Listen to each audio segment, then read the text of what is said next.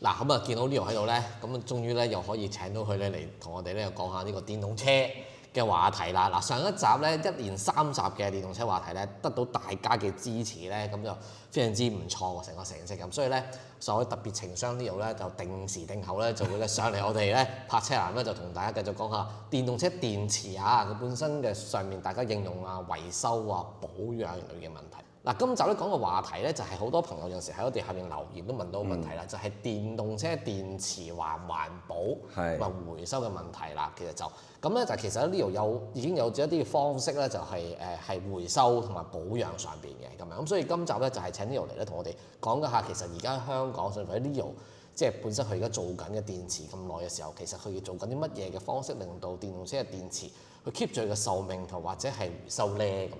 係啦，咁首先問下 Leo 啦，嗱，其實而家即係大家都揸緊電車啊，咁好多時候大家電車都會有個問題出現，就好似好多觀眾朋友咁，如果電車電池壞咗，咁其實佢有啲咩方法可以即係回收，或者其實而家電車嘅電池係咪依然都係咁唔環保咧咁樣咧？嗱，呢個咧其實係一個偽命題嚟嘅。究竟成個電動車是否環保？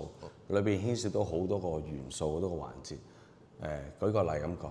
我有一部電動車，咁啊返廠就話我個電池壞咗啦，咁要維修或者更換，一個比較高嘅價錢。咁嗰個價錢咧可能貴過我個車嘅殘值。咁你仲會唔會整咧？咁甚至乎如果係換嘅話，可能要成板電池換晒嘅。咁樣係咪唔環保咧？咁喺呢個角度嚟講，咁梗係唔環保啦。即係你嗰件事係冇咗價值，冇咗實際可行嘅情況啊嘛。咁但係我哋成日提倡一樣嘢，就係將點樣可以環保，就係將個廢物、將個垃圾減到最少、減到最低。點樣可以減到最低呢？嗱，一板電舉個例，大過我呢張台嘅一張雙人床咁大，咁裏邊唔可能同時間壞晒咁多樣嘢，壞晒咁多個模組，壞晒咁多嘅電路板噶嘛。咁大機率呢，裏邊係只係壞咗一份電路板。或者係壞咗某一個模組、某一塊電芯嘅啫。咁我哋提出嘅方法就當然係為你唔想棄晒，你為咗1% 嘅嘢棄咗100%，即係浪費咗99%啦。咁呢個咪唔環保咯。咁但係譬如舉個例，一塊電路板，咁我哋咪訂翻個電路板或者維修翻個電路板，擺翻落去。編程翻佢，咁你架車咪又正常咯。實際梗要俾大家睇下啦。嗱，而家咧呢個我覺得好值得大家去細心留意咧，去成件事嘅。咁點解嗱？車款我唔講啦，大家睇到板電咧，應該都如果你知嘅話就知，唔知咧就算啦嚇，就當係一個知識啦咁樣。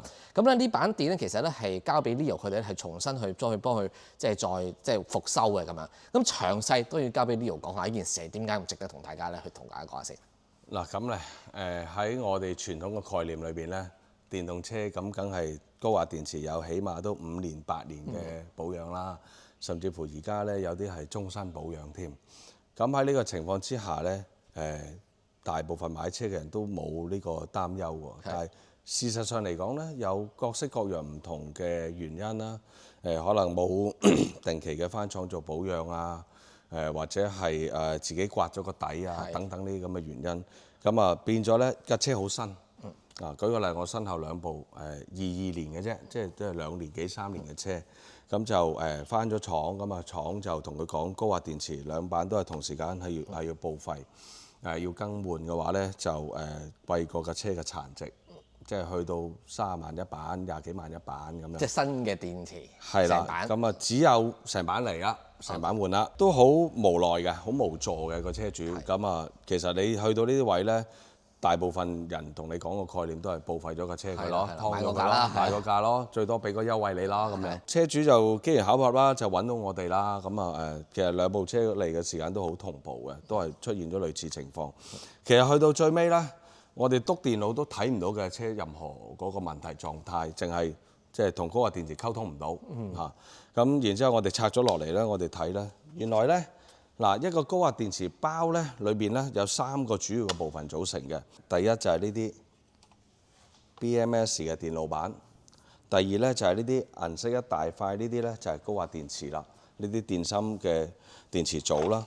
第3咧就係佢嘅控制線路，即係呢一組。呢一組咧就係實質嗰個電路板收集咗電池嘅唔同數據之後咧，俾部電腦去到判斷嚟控制個高壓電池咧究竟開定閂啊，處於乜嘢狀態。咁而目前手頭上呢兩部咧，其實都係同時間咧係壞咗啲 BMS 控制電腦啫。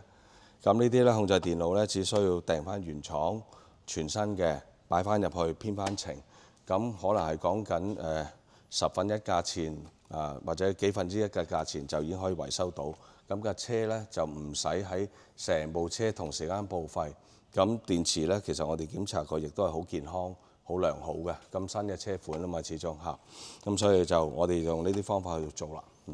但我想釐清下，咁本身車主揾你哋嘅時候，佢係講緊個問題喺邊度？佢係部車行唔到啊，定還是佢活電池問題咧？行唔到噶啦，過嚟就已經要拖噶啦。其實嗰個情況好簡單嘅啫，就係行下行下拍低咗，充完電之後，第二日再着翻車就已經着唔到啦，就已經話個 EV error 即係高壓電池包出咗問題，然之後就翻咗廠啦，咁廠就可能用咗半個月時間幫佢檢查，咁覆翻佢呢個情況。咁所以就唔理想嘅嗰件事，即係因為可能一塊電路板。咁一塊電路板其實講緊有限嘅價錢啦，咁而報廢咗成架車，咁喺呢個情況我哋就係稱之為喺個源頭度減少一啲所謂廢物嘅產生。其實而家嘅電動車好多時咧品牌廠咧就只係負責組裝嘅啫，咁而個電芯嘅供應商可能係另外一間公司。我打個比方，好似大陸某啲車企咁樣，某啲牌子，咁佢個電池供應商可能係寧德時代。咁所以就算連間廠咧，車廠咧，其實都係冇權去到做呢個電池包嗰個維護嘅。咁其實都係要兜個圈俾翻寧德時代做嘅。咁而舉個例咁講，而家香港即係真正設廠嘅電池公司咧，其實就以我印象中就冇啦。咁就算寧德時代都好，佢都係設咗個辦公室喺香港啫。咁喺呢啲情況之下，咁佢冇辦法㗎，即係其實係唔上唔落㗎。維修電池係另外一科嘅學問嚟嘅，係另外一科好深入嘅嘢嚟嘅。咁所以喺維修車廠，好似你啱啱所講，我識得抬副計，我識得拆個摩打，唔等於你識得匹配嗰啲電池啊，唔等於你識得走個 CAN 系統啊、BMS 嘅運作啊，係兩樣獨立嘅嘢嚟㗎。咁所以嗰個電都唔係佢生產，佢亦都未必有咁嘅能力去到將裏邊細化嘅維修。咁所以喺廠嘅角度最簡單，佢最冇鑊氣嘅做法啦，呢個可以話係佢寧可唔做你單生意，都唔想件事鑊咗㗎嘛。其實講緊一樣嘢就係維修嘅深度去到邊度。如果你話好淺層，頭痛醫頭個大電池有問題，就成版換咗佢，咁梗係唔得啦，即係嗰個程度。咁但係如果你可以深化到唔係零件更換工啦，你又可以維修到佢啦，咁喺呢度嚟講，你其實係可能係花咗1/10或者1/20嘅價錢去到維修翻佢，咁喺個車主個角度或者環保個角度，其實都係好好嘅。咁我哋依家講緊嘅一個即係比較可悲嘅情況係後期即係關於電池即係深化維修處理嘅公司咧，有牌照嘅公司相對係少嘅，咁咪變咗大部分嘅情況咪就係其實廠。你覺得佢好開心咩？即係嗌你喐啲就成版電換，咁其實你報10架咪有11架車主話：你都傻嘅，咁咪走咗去咯。咁但係呢個係令到幾方面都大家有個困局嘅，車廠有個困局，即係佢因為咁樣可能佢令到佢個名聲、佢個牌頭可能唔好喎。咁喺個車主直頭係一個大嘅損失啦嚇。咁跟住去到環保嘅角度，你成架車棄咗嗱，佢個車主唔會拖翻停車場擺噶嘛。咁佢冇用嘅，咁佢就自然會報廢㗎啦。咁報廢咗之下，咁你個環保咪就係依家大家所面對、所講緊嘅問題。我哋啱啱講過喺源頭嗰度，你解決到個問題，你其實喺源頭度減少咗好多廢物出咗嚟咯。即係原本有一板電或者成架車都係廢物，而家你就變咗可能只係壞咗嗰個 pass， 壞咗個模組，嗰個係廢物。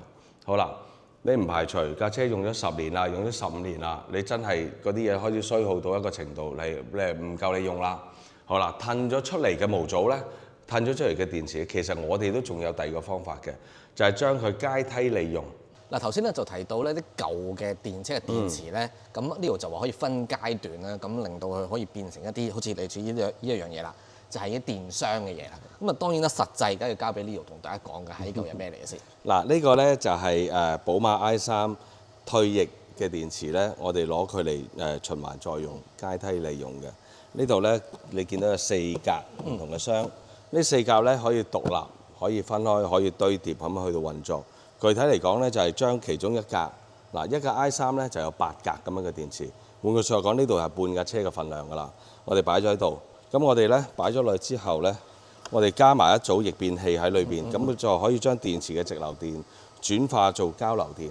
啱啱講過就係譬如一啲小型工程啦，或者最簡單，我攞嚟充翻自己架車。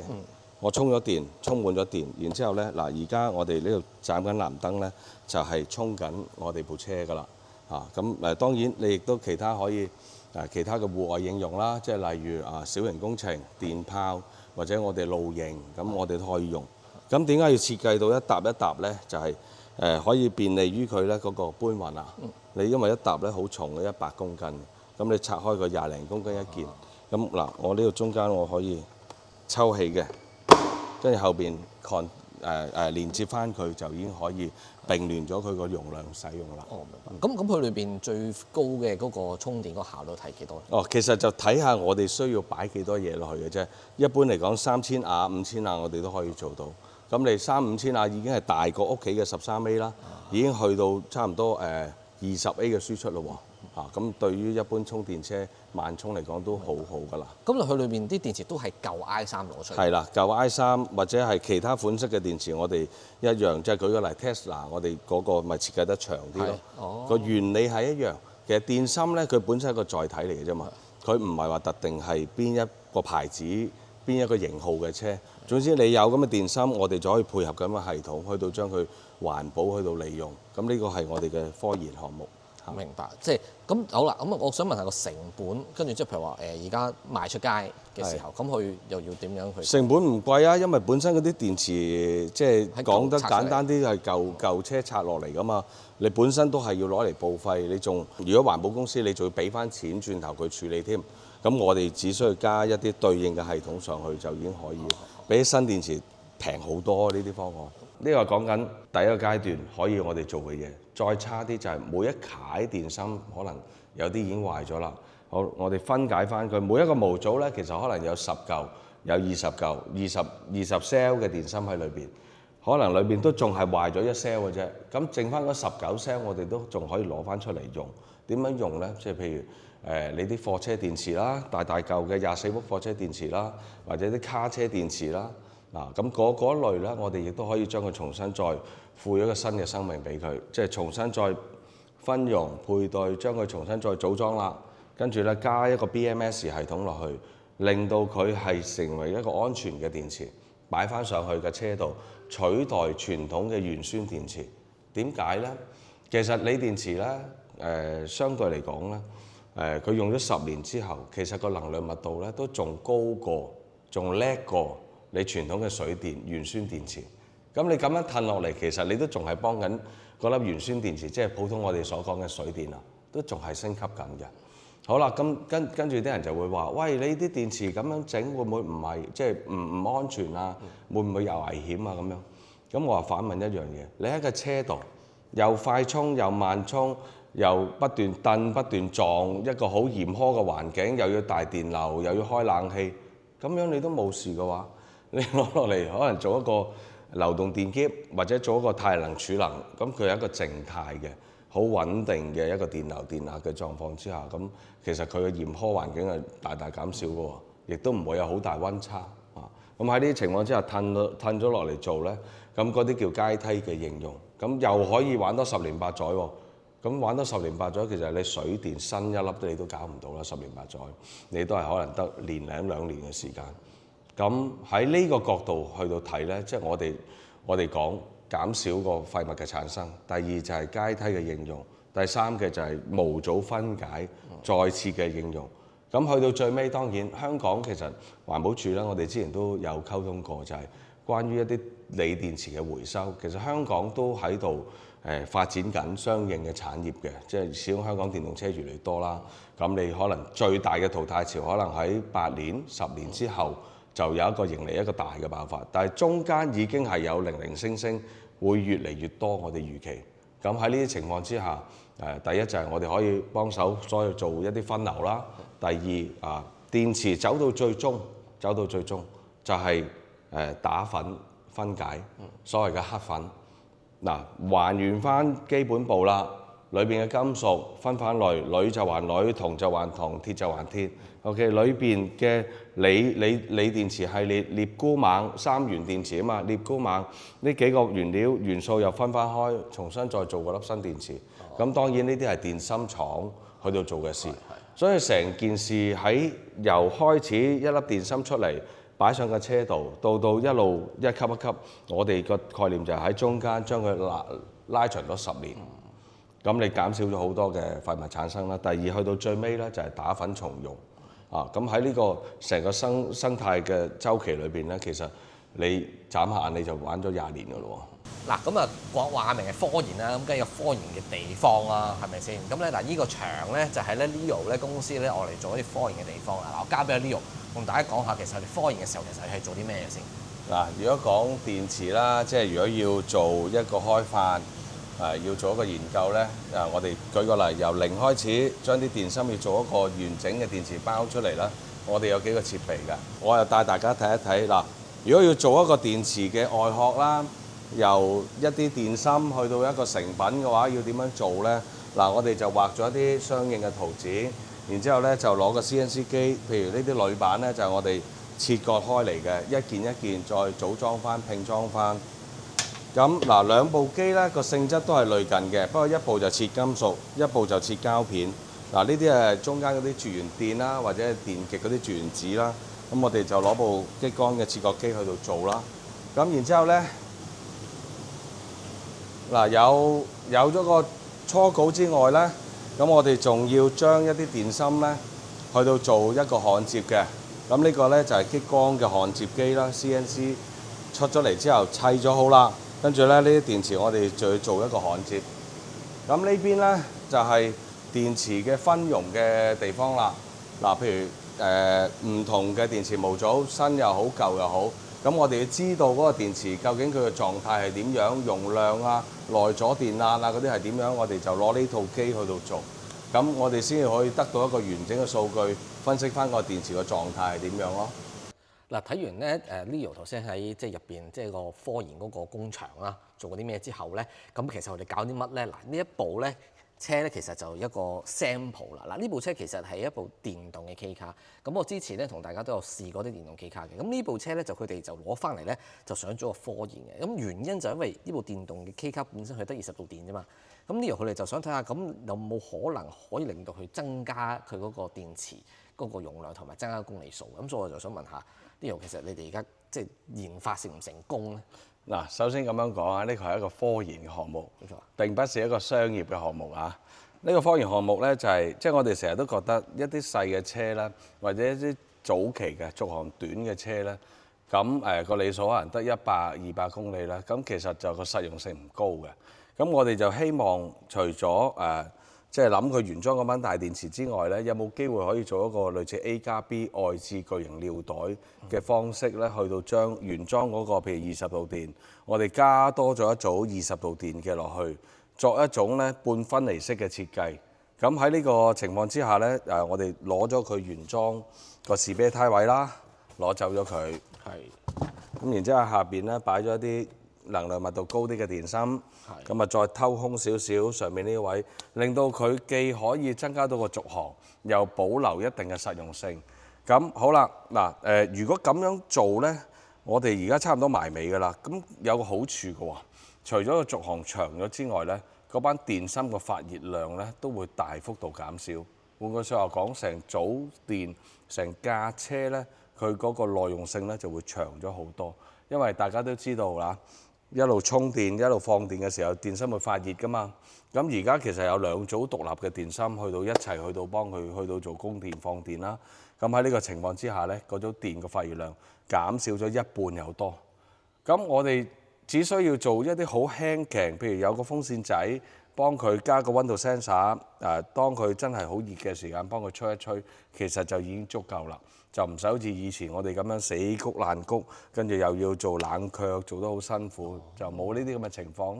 咁但係個問題係嗱，我諗好多人都會關心就係、如果我就咁外置加上去，頭先係提到雖然嗰個散熱係會即係能量係會弱咗啦，咁但係就咁加風扇仔吹，會唔會有效定還是佢依然都係用緊其他嘅即係？嗱，其實咁嘅有幾樣嘢啦。第一，佢其實雖然麻雀雖小啊，佢已經有自己獨立一套完整嘅 BMS 系統。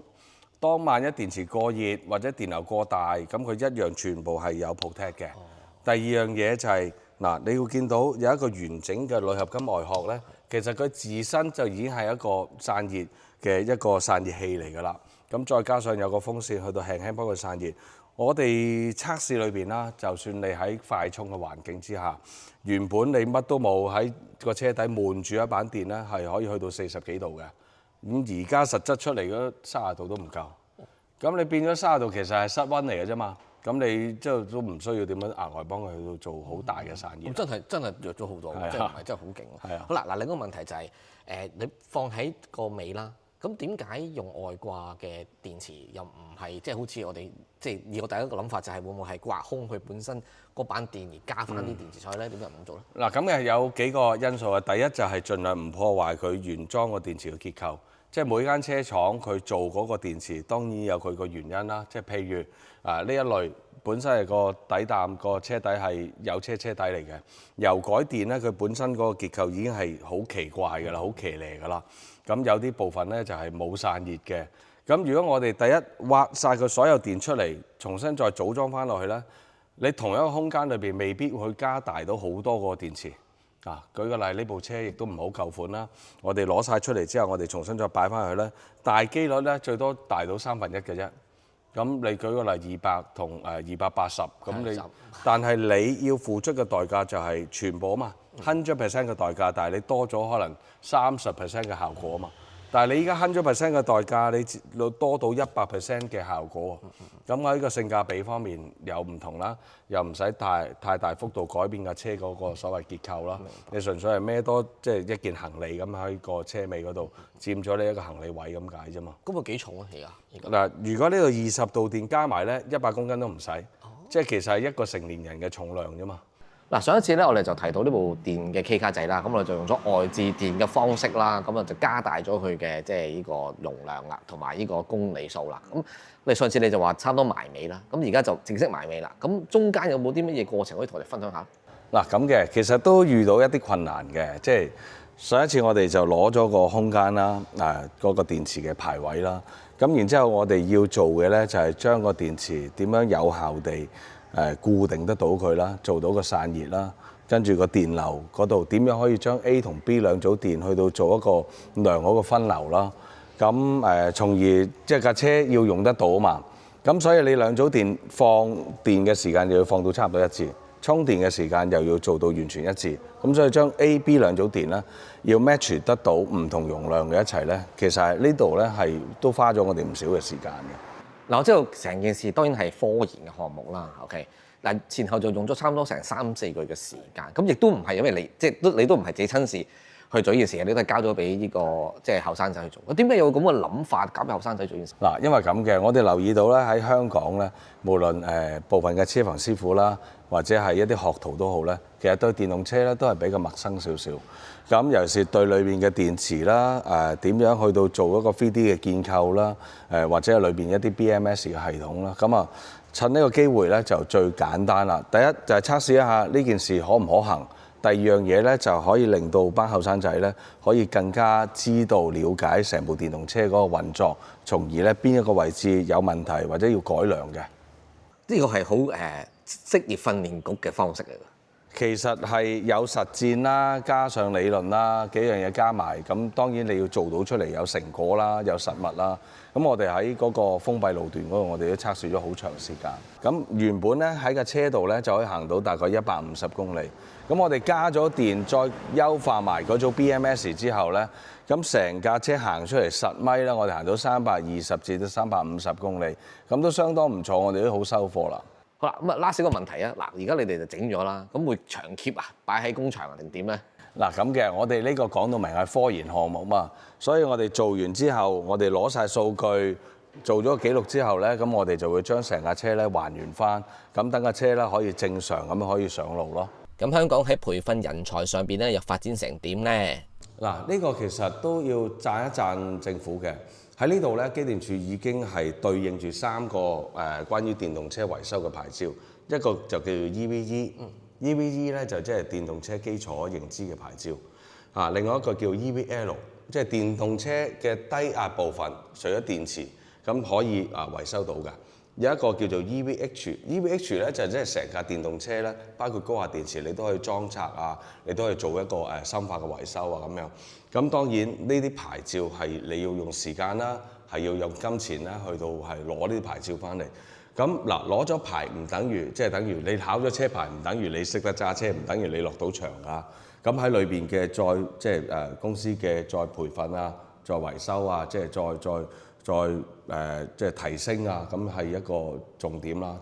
所以而家呢件事咧，其實發展得即係相對於譬如大陸咁樣，咁大陸好多呢啲咁嘅機構嘅，因為大陸本身可能大學就已經有相應嘅科目，咁有好多職工學校就已經有相應嘅科目。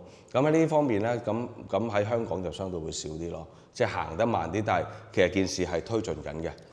即係牌照啊嗰啲，亦都係即係有相對應嘅培訓班去到做嘅。下一集係警世嘅一集，換大電千祈唔好亂咁換啊，隨時命仔都冇。好大嘅問題就係因為你啲電芯咧一路行車一路蹬咧，電芯之間會互相摩擦嘅。咁喺呢個情況之下咧，就會有機會跳火、會漏電、會甚至乎擊穿一啲低壓嘅系統。咁喺呢啲情況，成板電咧其實嗰個做法都係有明顯嘅問題。約實大家第5集3月5號晚上9點見。